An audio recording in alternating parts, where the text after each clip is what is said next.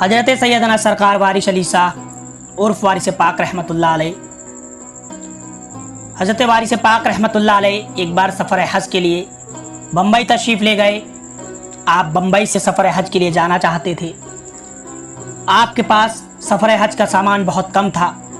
آپ کی بے سامانی کو دیکھ کر آپ کے مریدین نے آپ کے ساتھ کچھ سامان باندھنے کے لیے کہا، لیکن آپ نے قطعاً پسند نہ فرمایا۔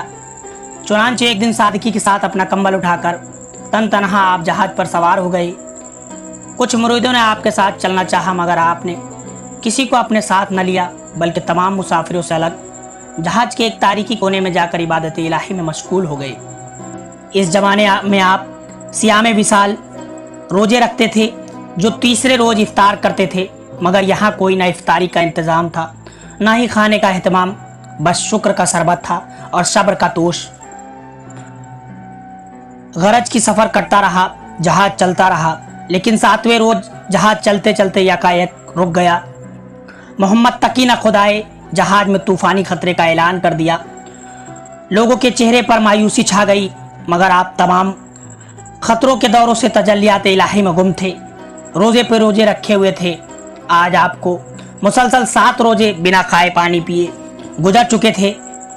اسی رات جہاز کے ایک امیر مسافر ملک التجارت، بہت بڑا تاجر شیٹھ ضیاء الدین نے خواب میں دیکھا کہ رسول مقبول صلی اللہ علیہ وسلم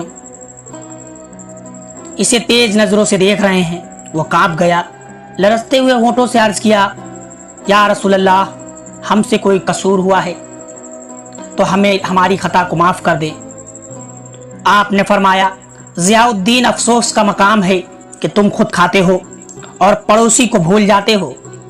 ملک التجارت نے عرض کیا، یا رسول اللہ، کون سا پڑوسی؟ حضور اکرم صلی اللہ علیہ وسلم نے فرمایا، تمہارے جہاز کا پڑوسی۔ ملک التجارت سوچ میں پڑ گیا، کیونکہ کسی خاص پڑوسی کی طرف اشارہ نہ تھا، اسی لیے احتیاطاً سارے جہاز کی دعوت کر دی۔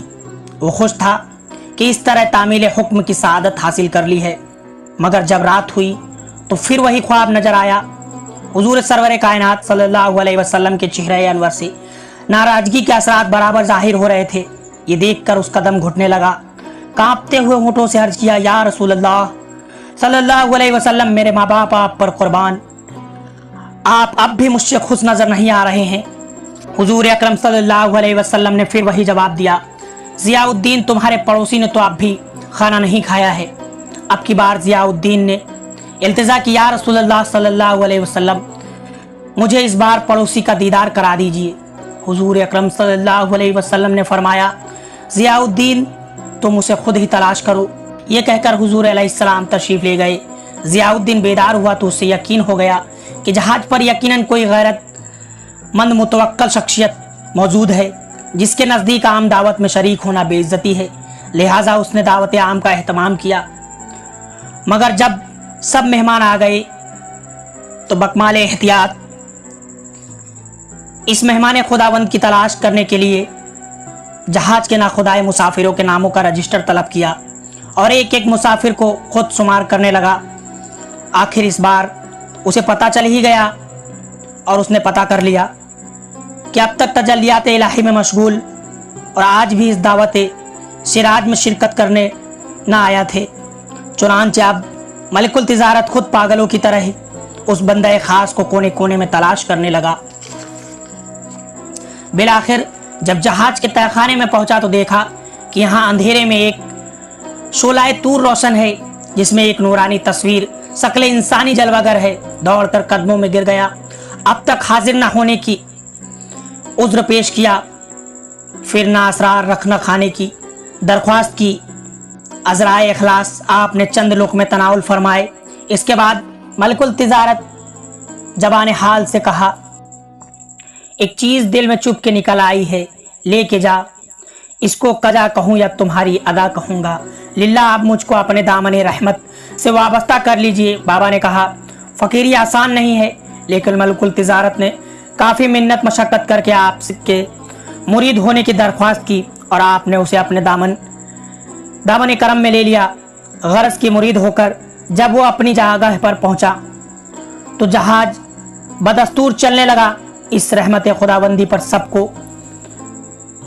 हद दर्जाए खुशी हुई और जहाज के जुमला मुसाफिर आफ्ताब विलायत के फैज़ रूहानी से सरोबार होकर जियारत के लिए परवान चढ़ने लगे। आखिरकार बहरी सफ़र ख़त्म हुआ। जद्दाह की सरजमीन पाक नज़र आई। आप जहाज से उतरे, एहराम शरीफ बांधने की तैयारी की। जब एहराम बांध कर खड़े हुए तो आपने अपने मुरीद बासफ़ा मलिकुल तिजारत सेठ ज़ियाउद्दीन से फरमाया, ज़ियाउद्दीन तुम पहले मदीने मुनव्वरा होकर आओ, क्योंकि हज तो 4 महीने बाद होगा और ज़िंदगी का कोई भरोसा नहीं। सेठ साहब ने रोकर अर्ज किया, आपसे जुदा होने को दिल नहीं चाहता, लेकिन अगर आपका यही हुक्म है तो मैं बहरहाल आपके हुक्म की तामील को फ़र्ज़ ऐन समझता हूँ। ये कहकर सेठ साहब रवाना होने के लिए अपनी जगह से उठे। आखिरी बार कदम बोश हुए। सरकार अक़दस भी जद्दाह के मुकामात मुक़द्दस की ज़ियारत को रवाना हो गए।